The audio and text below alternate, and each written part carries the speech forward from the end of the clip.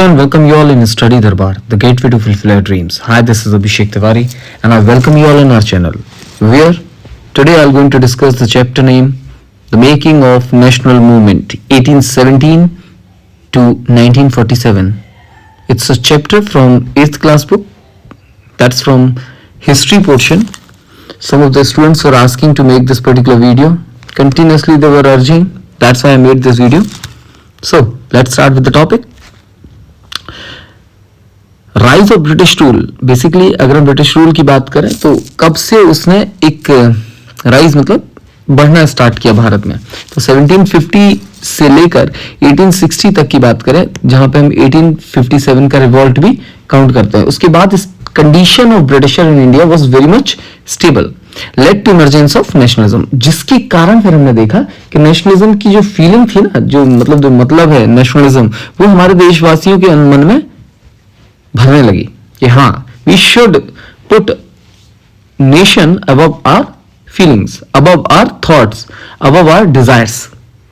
With in around 110 year the British took control of almost every aspects in or of life in India. Many Indians began to feel that the British control had to end to make India the country for Indians. जिसमें आप देखते हो कि Britishers की main basis कहां पर थे? Calcutta, Madras, present day Chennai, Bombay, Mumbai. Complete military conquest by 1850. 1850s में हमने देखा कि पूरी तरीके से हमारे भारत में किसका रूल हो गया था? ब्रिटिश आर्मी का रूल हो गया था. Getting many Indian princess remains nominal ruler under britisher. Britishers मतलब आप राजा हो लेकिन सिर्फ नाम के लिए. बेसिकली आपके ऊपर कौन है? ब्रिटिशर्स ही थे. So, what were the effects of British rule before freedom movement started? Freedom movement start होने से पहले ब्रिटिशर्स का क्या इफेक्ट था? सो बेसिकली ब्रिटिशर्स ने क्या किया? मैक्सिमम इंडियन टेरिटरीज को कॉन्क्वेस्ट कर चुके थे, किंगडम को टेक ओवर कर लिया था. ठीक है, इन्होंने कई सारे नए लॉज लेके आए थे एडमिनिस्ट्रेटिव इंस्टीट्यूशन से रिलेटेड, और कई सारे एडमिनिस्ट्रेटिव इंस्टीट्यूशंस भी लेके आए, जिसके कारण कई सारी जो लाइफ्स थी of peasants and tribal were change. जैसे हमने देखा ट्राइबल के लिए नए नए रूल्स लेकर आए. Educational changes in the 19th century, modern education basically इन्होंने इंट्रोड्यूस किया. दैट टू मॉडर्न एजुकेशन से मेरा मतलब क्या है? The European education system, that is English में पढ़ाना है, इंग्लिश में ही समझाना है. क्यों? आपसे ही काम करवाना है तो आपको इंग्लिश तो आनी चाहिए. भाई मुझे आपसे जो काम कराना है तो मैं आपको किस भाषा में बताऊंगा? जो मेरी भाषा है, तो मेरी भाषा आपसे बननी चाहिए for that particular thing. Challenges to the caste system by the social reformers, ये कुछ अच्छा था. The revolt of 1857 and its aftermath, ये चैप्टर आप पहले ही पढ़ चुके होंगे. नहीं पढ़े होंगे तो आप मुझे कमेंट करना. I am going to make a separate video on that. Decline of crafts and growth of industries. Industries बढ़ी और जो हमारे इंडिजिनियस क्राफ्ट्स थे वो खत्म होते गए. क्यों? क्योंकि चीप क्या होता है? Industrial products. महंगा क्या होता है? Handmade crafts, that is handicrafts. Early political association, अगर हम देखते हैं पॉलिटिकल एसोसिएशन 1850 के बाद जो बनी हमारे यहाँ, वो कौन कौन सी थी? Most of them were formed in 1870s to 1880s. इनके बीच में कई सारी पॉलिटिकल पार्टी बनी. 1880s के बाद 1885 में सबसे पहली जो बड़ी पॉलिटिकल पार्टी थी that was INC, Indian National Congress. हम आगे पढ़ेंगे. सो सम ऑफ द इंपॉर्टेंट वन वर पूना सार्वजनिक सभा, the Indian Association, the Madras Mahajan Sabha, the Bombay Presidency Association, the Indian National Congress, that is the INC, was also formed during this period only. 1885, as I have already told you all. कब बनी थी? दिसंबर 1885, और ज्यादा precise किया जाए तो. ठीक है.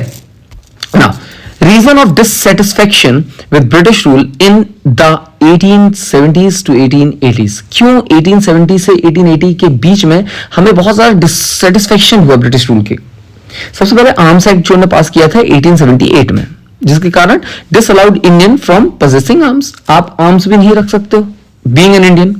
वर्नाकुलर प्रेस एक्ट पास हुआ. कब हुआ? 1878 में ही, जिसमें क्या किया कि गवर्नमेंट को confiscate the asset of newspaper including their printing presses if the newspaper published anything objectionable related to home.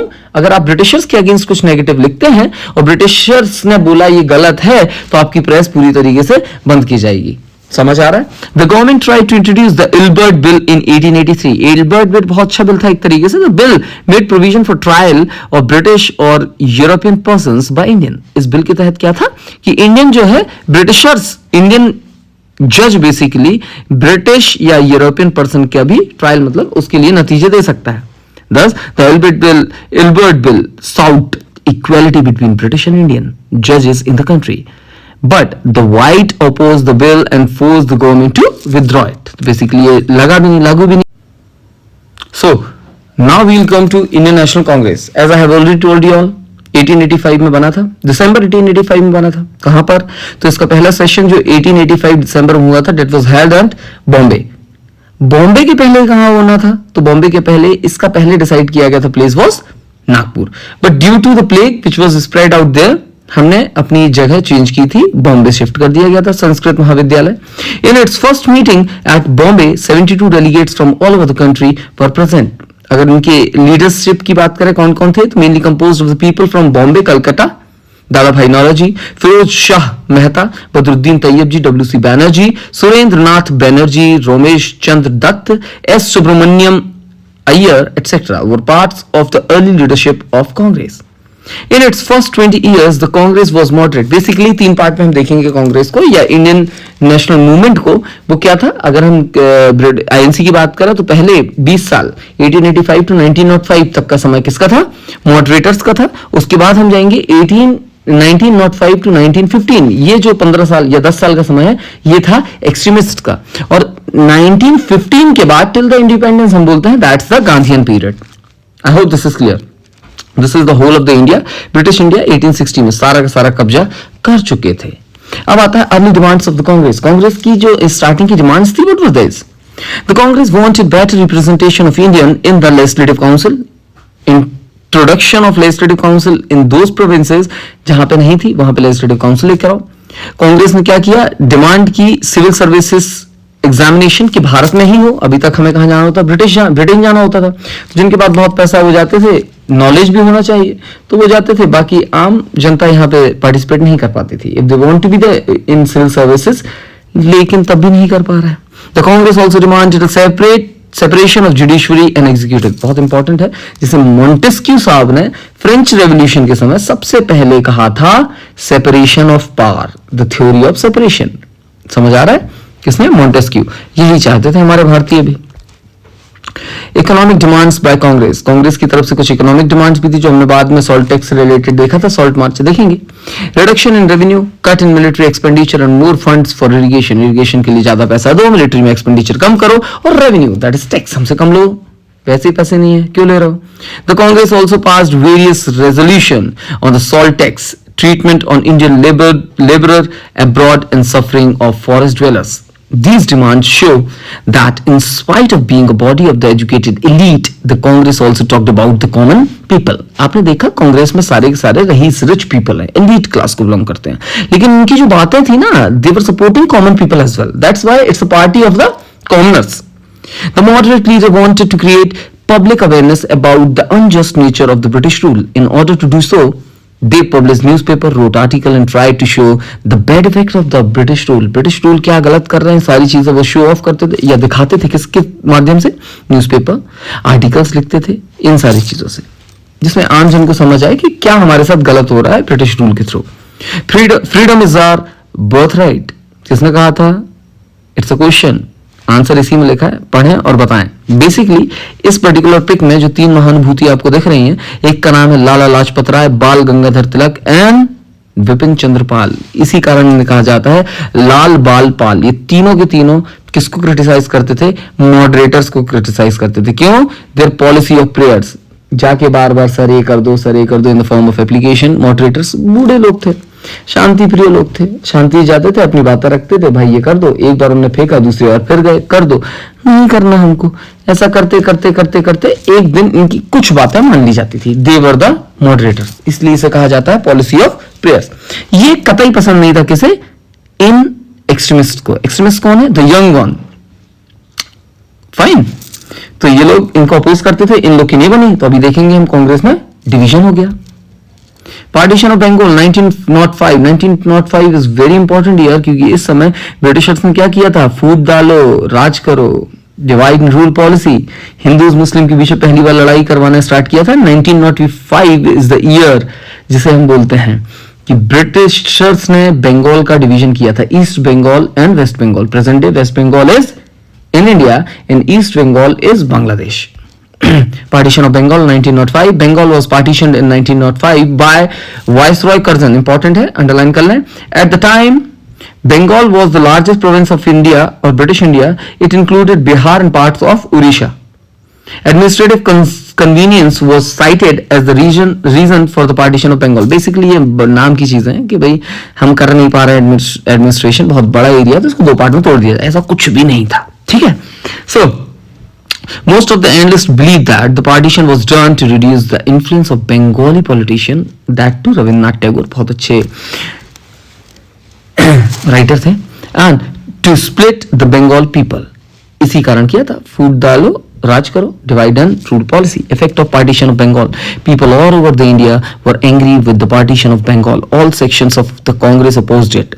Large public meeting and demonstration were held to protest the decision. The struggle against the partition of Bengal come to be known as the Swadeshi movement. It was the strongest in Bengal but was felt in other parts of the country as well. It was known as the Vande Mataram movement in Andhra. Important है, Vande Mataram movement किसे कहा जाता था? स्वदेशी movement कहा जाता. स्वदेशी movement क्यों हुआ था?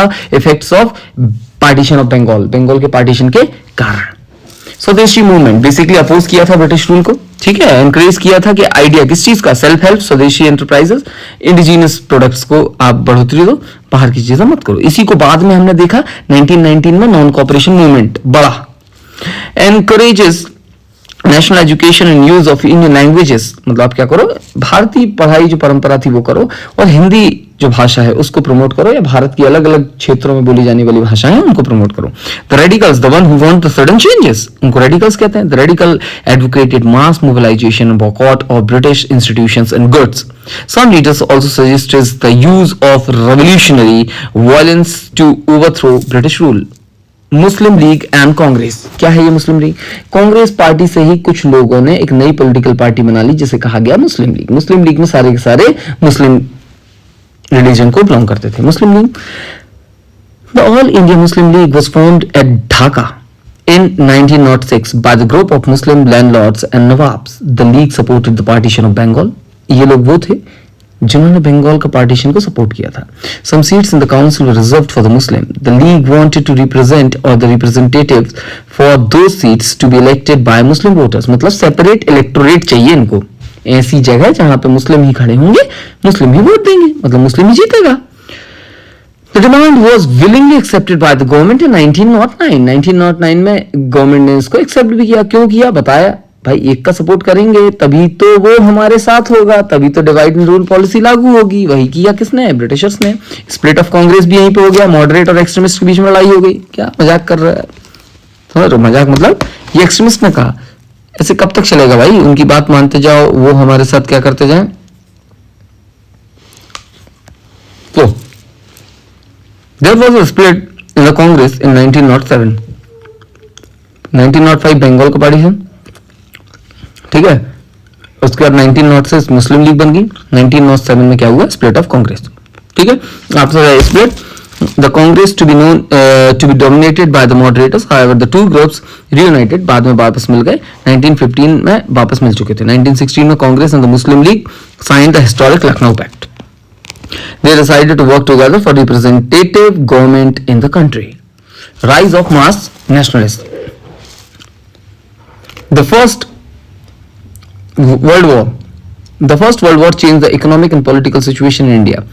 There was a sharp price rise which increased the problem of the common people. The business groups reaped huge profit because the war increased the demand of all kinds of goods. Reduced import meant that the new demand was being met by the Indian business houses.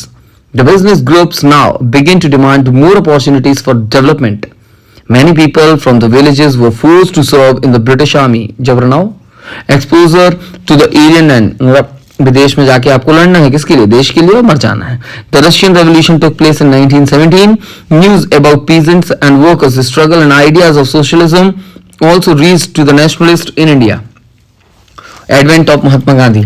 फिर आता है हमारे देश के hero जिसका नाम है मोहनदास करमचंद्र गांधी. बाद में इनको महात्मा की पदवी दी. किसने दी? रविन्द्रनाथ टैगोर साहब ने दी. आगे बढ़ेंगे. 1869 Porbandar which is there in Gujarat, 2 अक्टूबर 1869 को उनका जन्म हुआ। 1893 से लेकर 1869 तक 24 वर्ष की उम्र हो चुकी थी। पढ़ने चले गए बाहर, आ गए। आने के बाद उन्होंने वकालत की, वकालत मतलब बैरिस्टर बन चुके थे, बैरिस्टर मतलब द लॉयर। बनने के बाद इंडिया में उन्होंने कई जगह वकालत की, प्रैक्टिस की एज बीइंग अ लॉयर। हर जगह के सारे नाम बदनाम कर दिया था पिताजी का, who have very reputed name in the country, specially at the Gujarat region. उनके एक फ्रेंड थे, the one who lives at South Africa, उनको एक वकील चाहिए था। बेसिकली उन्होंने किसको बुला लिया, इनसे पूछा, इन्होंने अपने बेटे को भेज दिया। तो मूव टू साउथ अफ्रीका, जहां पे उनको ट्रेन से धक्का मार के निकाल दिया गया ड्यू टू रेसिज्म। रेसिज्म से मतलब है अपार्थाइड सिस्टम। इनने बोला केस गया तेल लेने, अब मुझे क्या करना है, ये चल गया रहा है, देखें जरा। कई सारी बुक्स पढ़ी, स्पेशली गीता ही रेड, और उनके बाद जो इस व्यक्ति में चेंजेस आए वो हम आज अपने नोटों में देखते हैं। इतना बड़ा इंसान बन गया कि भाई नोटों में आने लगे। नोटों में आने लगे मतलब उनको पदवी मिली महात्मा की, और जिसे हम आज भी रिकॉग्नाइज करते हैं। मतलब कुछ तो अच्छे काम किए। देख लेते क्या। 1894 formed a group called Natal Indian Congress. कहां पे की, South Africa. Started satyagraha in South Africa because of his movement against racial restriction और racial discrimination in South Africa. He had became a respected leader there. 1915 में ये भारत आ गए। 46 year hold के थे। Return back to India. Mahatma Gandhi first wanted to understand people, इसलिए वो 1 साल तक पूरे भारत के भ्रमण में निकल गए। ठीक है। इसके बाद चंपारण, खेड़ा और अहमदाबाद, इन 3 जगह इन्होंने सत्याग्रह किया। बेसिकली चंपारण के कुछ पीजेंट्स थे जो आए इनके पास, and he asked them and people asked them कि आप हमारी मदद करें। किससे बोले, महात्मा गांधी जी से। तो गांधी जी गए वहां पर, उन्होंने बोला कि भैया इनकी बात मान लो, नहीं तो मैं क्या करूंगा, I will going to start satyagraha. Satyagraha, the word have its meaning itself, सत्य के लिए आग्रह करना, to stand for the truth without violence. तो उन लोगों ने बोला भैया ठीक है, दादाजी वहां पे उद्यम करके आए हैं, वेयर एट साउथ अफ्रीका, यहां भी कुछ कर सकते हैं, तो इनकी बात मान ली जाए। तो ये देखते हुए रविन्द्रनाथ टैगोर उनके बाजू में खड़े थे। उन्होंने कहा Mahatma means he has given the title of Mahatma to Mohandas Karamchand Gandhi की the advent of great soul, एक महान आत्मा का आगमन हो गया भारत में, अब सब सही हो जाएगा। फिर उन्होंने क्या किया, सत्याग्रह किया और साबरमती आश्रम के लिए इस्टेब्लिश भी किया। कहां पर, at Gandhinagar which is there at Gujarat. Mahatma Gandhi continue, चलते हैं आगे। 1920 gain popularity, non cooperative movement start किया, जिसको हम कहते हैं असहयोग आंदोलन। इसके साथ साथ इन्होंने एक और आंदोलन साथ में दिया नॉन कोऑपरेशन मूवमेंट के साथ, वो था खिलाफत मूवमेंट, जिसमें मुस्लिम्स का भी बहुत बढ़ चढ़ के सपोर्ट था। 1921 main leaders of INC, Indian National Congress बन चुके थे। 1929 में resolution passed at Lahore, complete independence किसने किया था, दैट इज संपूर्ण स्वराज और पूर्ण स्वराज, जवाहरलाल नेहरू की अध्यक्षता में हुआ था। 1930 26 जनवरी 1930 को पहली बार हमने इंडिपेंडेंस डे मनाना शुरू किया था। 1930 में दांडी मार्च, दैट इज नमक सत्याग्रह, नमक आंदोलन, नमक तोड़ आंदोलन किया था, जहां पे 390 किलोमीटर या 240 माइल चले थे 24 दिन में। एक दिन में 10 माइल चलते थे। 1942 में फाइनली क्विट इंडिया मूवमेंट आया, जहां पे इन्होंने नारा दिया do and die, the most important slogan of that particular era. Mumbai, Gandhi ji and Congress leader were arrested followed by heavy protest across the nation. ये पहला एक मूवमेंट था जहां पे कोई भी लीडर नहीं था, क्योंकि सारे जेल में थे। 15 अगस्त 1947 वी गॉट इंडिपेंडेंस। अब आते हैं हम, ये हमने पूरा रिवीजन पढ़ लिया कि भैया मैं बताया था, पहले आते हैं मॉडरेटर, फिर एक्सट्रीमिस्ट, फिर आता है गांधी नारा। ये गांधी नारा है, आजादी मिल गई। Rowlatt act and Jallianwala Bagh मैसकर। Jallianwala Bagh मैसकर कहां पर है, आप सबको पता है कहां पे है, it is there at present day, तब भी वहीं था, अमृतसर पंजाब में। रॉलेट एक्ट 1919, जिसे ब्लैक लॉ भी कहा जाता था, जिसके तहत गवर्नमेंट को अगर लगता है कि कुछ लोग या जो भी इंसान गवर्नमेंट के अगेंस्ट प्लॉटिंग या प्लानिंग कर रहे हैं, उनको 2 साल के लिए जेल में डाल दिया जाएगा without any trial. Rowlatt act को नेशन वाइड हड़ताल, रॉलेट एक्ट सत्याग्रह जिसके अगेंस्ट में हुआ, जिसको हमने नेशन वाइड हड़ताल कहा, फास्टिंग करना स्टार्ट किया, अनशन।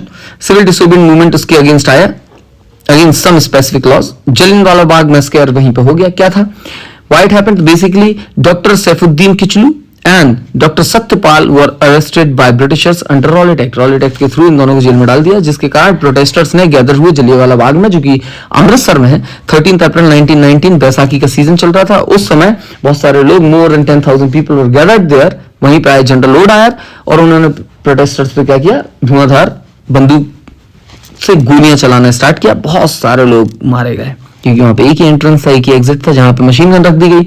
ना कोई अंदर से बाहर आया, ना कोई बाहर से अंदर गया, सिर्फ गोलियां अंदर जा रही थी लोगों के शरीर में। वहीं बीच में कुआं था, कुएं में लोगों ने कूदना स्टार्ट किया। कहा जाता है वो कुआं पूरा का पूरा लाशों से भर गया था, जिसके बाद जनरल ओडायर को बहुत ज्यादा यहाँ पे अप्रिशिएट तो नहीं किया, निकाल दिया गया यहाँ से, ये बोल के जिसमें यहाँ के लोग खुश हो जाएं। लेकिन कहा जाता है ब्रिटेन जाने के बाद उनको बहुत अच्छे से स्वागत किया गया, that you have done a great job. Getting so इसके बाद आता है खिलाफत मूवमेंट, जो कि 1919 में स्टार्ट हुआ। During the first world war Turkey was lead with Germany and Austria against the British, और it was ended with the defeat of Ottoman Empire. Ottoman Empire वहां पे हुआ करते थे खलीफा। खलीफा is the head of the मुस्लिम समुदाय। उस समय जो मुस्लिम रिलीजन था उनका जो सबसे एपिक पोस्ट पे इंसान था वो था खलीफा। खलीफा जी की बहुत इज्जत हुआ करती थी। जैसे ब्रिटिशर्स ने हराया और जीते तो उन्होंने कहा अब यहाँ पे खलीफा कोई नहीं है, सजदा सलाम हमको करोगे, खलीफा भी हमको करेगा। जिससे जो इंडिया में और वर्ल्ड के अलग अलग जगह मुस्लिम्स हुआ करते थे उनको ठेस पहुंची। तो उन्होंने क्या किया, सेंटिमेंट्स को ठेस पहुंची। Basically they have supported Mahatma Gandhi ji, they wanted to be the part of non cooperation movement. तो वहीं पे दो मुस्लिम ब्रदर्स थे जिनका नाम था Mohammad Ali and Shaukat Ali. They both came to Mahatma Gandhi and asked them to be a part of this movement, जिसके कारण 1921-22 में जो मूवमेंट नॉन कॉपरेशन मूवमेंट था उसके साथ साथ एक और मूवमेंट स्टार्ट हुआ जिसका नाम था Khilafat movement. I hope this is clear to you. People initiated non-cooperation movement. Motilal Nehru, C.R. Das, C. Rajgopalachari and Asaf Ali gave up their law practices. इन लोगों ने छोड़ दिया।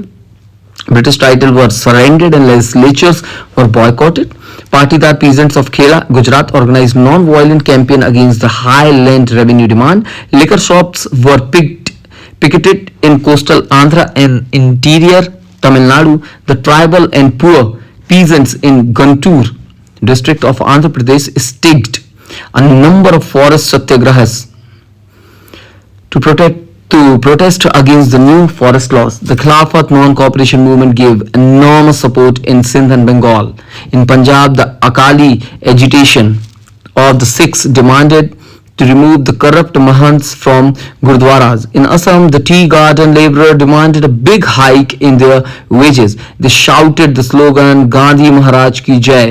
In many folk songs of Assam, Gandhi ji was referred to as Gandhi Raja. समझ रहे हो? लोगों ने मतलब ही गलत समझ लिया भाई, जिसके कारण वो फेल भी हो गया। पीपल्स महात्मा क्या है? Considered must see by some, build class unity and not class conflict, help and fight agenda zamindar. Peasants in Pratapgarh in United Provinces managed it to stop illegal eviction of tenants. 1922 से 1928 ये fail कैसे हुआ? तो भैया एक जगह हुआ करती है चोरा चोरी। कहां पर है ये? उत्तर प्रदेश, ठीक है। तो यहाँ पे 22 पुलिसमैन को जिंदा जला दिया गया था, जिसके कारण महात्मा गांधी जी ने क्या किया, कॉल ऑफ दिस मूवमेंट कि India is not that much mature to handle independence संभाल पाए, इतना मैच्योर भारत हुआ नहीं है, बंद करो इसको। क्यों? वॉयलेंस पसंद नहीं है ना दादाजी को। सो call for constructive work in rural areas. Chittaranjan Das, lawyer in East Bengal, and Motilal Nehru, party should fight election to enter council and influence government policies. भाई इन दोनों होशियार लोगों ने कहा हमें अब इलेक्शन में पार्टिसिपेट करना चाहिए, जब हम गवर्नमेंट में होंगे तब हम गवर्नमेंट के डिसीजन को चेंज कर सकते हैं, एल्स कोई मतलब नहीं है। Formation of RSS, Rashtriya Swayamsevak Sangh and communist party of India. Bhagat Singh, it takes a loud voice to make a deaf hear. इनकलाब जिंदाबाद। 1927 में एक कमीशन आया जिसका नाम था साइमन कमीशन। लॉर्ड साइमन की अध्यक्षता में आया भारत, जहां पे एक भी गोरा काला इंसान, मतलब सो कॉल्ड उनके हिसाब से एक भी इंडियन नहीं था, all white people are there जो ब्रिटेन से आए थे। अब आप just imagine situation, you are in class 8, आपके लिए लॉ बनाए कॉलेज का इंसान, तो आपके लिए अच्छे लॉ बनेंगे? नहीं, आपके लोग होने चाहिए ना, आपका क्लास टीचर होना चाहिए, आप में से बच्चों कुछ काउंसिल मेंबर होने चाहिए, the one who will tell them about you, और क्या चीज हम करें क्या ना करें, आपको जो अच्छा होगा। तो बेसिकली आपके लिए लॉ बने तो आप में से कुछ लोग उस पार्टी में, उस चीज में, उस इंस्टीट्यूशन में होने चाहिए, the one who are making law for you. यहां पर नहीं था भारत के लिए लॉ बन रहा है, लेकिन भारत का इंसान नहीं है। लोगों ने काला झंडा दिखा दिया, गो बैक साइमन भी बोल दिया भगो। 1929 पूर्ण स्वराज, कंप्लीट इंडिपेंडेंस चाहिए, किसने कहा? जवाहरलाल नेहरू जी ने। 26 जनवरी 1930 से हम क्या सेलिब्रेट करेंगे? Independence day. कब? 26 जनवरी 1930 से स्टार्ट हो गया, ठीक है। दिसंबर 1929 रावी नदी के किनारे प्रेजेंट डे लाहौर में जो सेशन हुआ उसमें कहा, now we don't want swaraj, we want purna swaraj, we want total self rule. आप भगो यहां से, हम अपना रूल खुद चलाएंगे। दांडी मार्च कर दिया उसके बाद 1930 में मैंने बताया था कितना, 240 माइल 240 माइल चलना स्टार्ट किया विद अराउंड 72 डेलीगेट्स अपने साथ साबरमती आश्रम से चलना स्टार्ट किया। कहां से? गुजरात के एक कोस्टल एरिया जिसका नाम था दांडी, वहां तक गए। 24 दिन लगे, एक दिन में 10 माइल चलते थे, शाम को रेस्ट करते थे, उनके साथ और लोग बढ़ते गए, गांधी जी बढ़ते गए, काफिला भी बढ़ता गया। नमक बना दिया वहां पे, नमक कानून तोड़ दिया, फिर चढ़ा रहे थे। भारत के अलग अलग हिस्सों में जहां सॉल्ट फैक्ट्रीज थी वहां सामने खड़े होकर नमक बना रहे, ठीक है। क्यों सॉल्ट इसलिए लिया? सॉल्ट चाहे गरीब हो चाहे अमीर हो, चाहे मुस्लिम हो चाहे हिंदू हो चाहे सिख हो चाहे ईसाई हो, कोई भी हो, नमक सब खाते हैं, सब जुड़ेंगे तभी तो हम बढ़ेंगे। सो गांधी मार्च और द सॉल्ट सत्याग्रह बता दिया है, वही चीज लिखी हुई है, पढ़ लीजिएगा एक बार। एक्टिविटीज इन लेट 1930s, क्या हुआ? 1935 में government of India act, provincial autonomy, government of India act आया 1935, जो हमारा कॉन्स्टिट्यूशन है, maximum part are taken from this particular law only. 1937 government announced election to be to the provincial legislature, जिसमें कांग्रेस ने 11 में से 7 सीट जीत ली, 7 प्रोविंसेस से जीत लिया था। 1939 सेकेंड वर्ल्ड वॉर स्टार्ट हुआ, Congress was ready to support British against Hitler. Congress क्या था? ब्रिटिश सपोर्ट करने लगे हिटलर के against Germany, but wanted independence of India which was refused by Britishers. Britishers से क्या कहा? हम तुमको सपोर्ट करेंगे, लेकिन तुम क्या करो, हमको आजादी दे देना। लड़ाई के बाद ब्रिटिशर्स ने नहीं, हम बोला ठीक है, हम दोस्ती कर लेंगे। किससे? हिटलर से। तो कौन थे? Indian national army, Azad Hind फौज, सुभाष चंद्र बोस जी की एंट्री होती है 1941 में। Indian National Congress 1941, Indian national army 1941 में बनाई गई।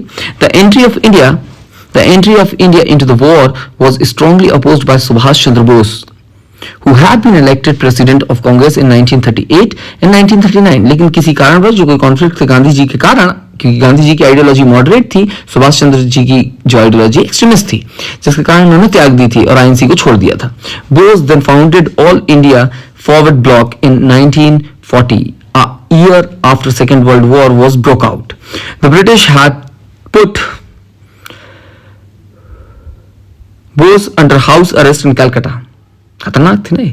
However, he escaped and made his way through Afghanistan to Germany to seek Hitler and Mussolini help raising an army to fight the British.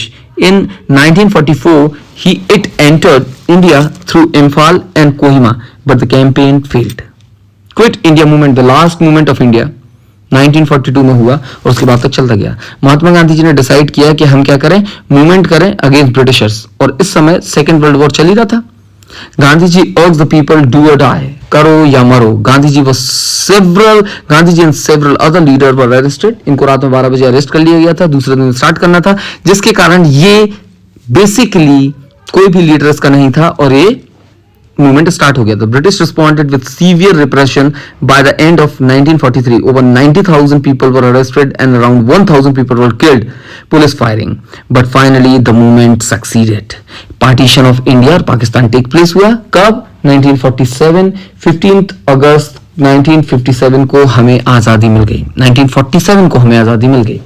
14 अगस्त को हम पाकिस्तान सेलिब्रेट करता है अपना इंडिपेंडेंस डे, क्योंकि रात में 12 बजे के पहले उनको आजादी मिली और रात में 12 बजे के बाद हमने क्या किया? झंडा फहराया। इसलिए हमारी आजादी कब मनाई जाती है? 15 अगस्त को मनाते हैं। 15 अगस्त 1947 से हमें आजादी मिल गई। Towards independence and partition, demand for separate nation. सबसे पहले मोहम्मद अली जिन्ना साहब थे, जिन्होंने चिल्ला के बोला कि भैया डिवीजन करो, सेपरेट, एक उनका देश एक हमारा देश। मुस्लिम लीग रेजोल्यूशन पास किया था। Widening the difference between league and the Congress. Basically league ने बोला कि जो कांग्रेस पार्टी है वो हिंदूज की है, मुस्लिम लीग है जो हम मुस्लिम्स के बारे में सोचेंगे. Talk between Muslim and League failed as League saw itself as spokes person of Indian Muslims but Congress had a huge support from Muslim. Election to provinces held again in 1946. Congress performed in general constituencies, but League succeeded on Muslim seats as well. Towards independence and partition, cabinet mission आया था. कब आया था? 1946 में आया था, जिसमें 3 member थे. दिल्ली में एग्जामिन करने के लिए भेजा गया था कि आप सूटेबल फ्रेमवर्क दो. मिशन ने सजेस्ट किया क्या? Loose confederation, some autonomy for Muslim majority area, but the Congress and the Muslim League could not agree to a specific detail of the proposal. After the failure of cabinet mission, the Muslim League decided on mass agitation for winning its Pakistan demand. अब इनको क्या चाहिए? पाकिस्तान चाहिए. It announced 16th August 1946 as Direct Action Day. यहाँ पे कलकत्ता में इस दिन एक रॉयट मतलब स्टार्ट हो गया, जिसके कारण बहुत सारे लोगों की डेथ हुई. Thousands of people were dead.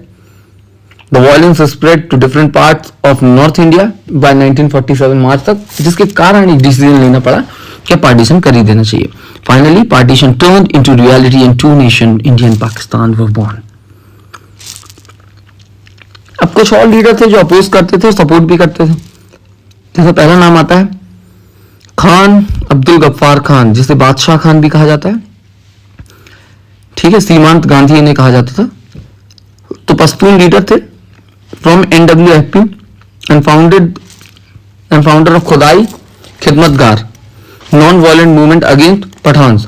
Oppose partition and criticise Congress for agreeing on partition. Maulana Azad, जो उनका जन्म मक्का में हुआ था, जिनके फादर बंगाली थे एंड मदर थी स्कॉलर ऑफ इस्लाम, बहुत एक्सपर्ट थे, exponent of notion, Wahdat-e-Deen, essential oneness of all religion, Hindu-Muslim unity and opposed Jinnah's 2 nation theory.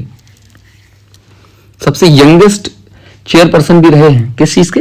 INC के.